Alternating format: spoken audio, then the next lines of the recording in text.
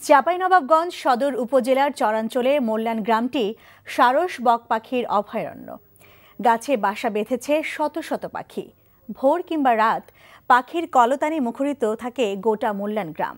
পাখির এমন অবাধ বিচরণে মুগ্ধ স্থানীয়রা। চাঁপাইনবাবগঞ্জের এই পাখি গ্রামের কথা জানাচ্ছেন চাঁপাইনবাবগঞ্জ প্রতিনিধি শহীদুল হুদা অলোক।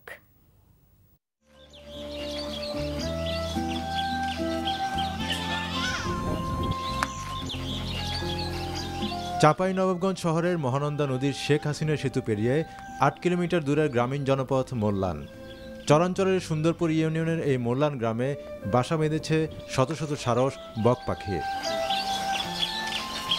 পদ্মা, পাগলা আর মহানন্দা নদীর সংযোগস্থলের গ্রাম মোল্লানে দেড় যুগ আগ থেকে অতিথি পাখির আনাগোনা। অতিথি পাখিগুলোকে স্থানীয়রাও বরণ করে নিয়েছে অতিথির মতোই। পাখির কলকাকলিতে এলাকাবাসী যেন খুঁজে পায় নির্মল আনন্দ। দল বাঁধে আসে সকালে একবারে অতি ভোরে দল বাঁধে, আবার সবটি ঘুরে নিজের আহারে চলে যায়, আবার সবটি দল বাঁধে চলে আসে।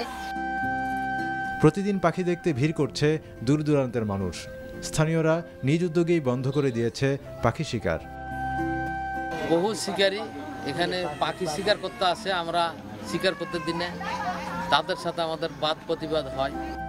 পাখির অবাধ বিচরণ নিশ্চিত করতে উপযোগী বৃক্ষরোপণ সহ জনসচেতনতা সৃষ্টিতে প্রচার প্রচারণা চালিয়েছে ইউনিয়ন পরিষদ। এই অতিথি পাখিকে জনগণের মাধ্যমে ছড়িয়ে দিয়েছি কিংবা প্রচার করেছি যে তারা অতিথি পাখি তাদের যেন কোনো কষ্ট না হয়। সরকারিভাবে মোল্লান গ্রামের ওই এলাকাকে পাখির অভয়ারণ্য ঘোষণা করা হোক, এমনটাই দাবি স্থানীয়দের। NTV news desk.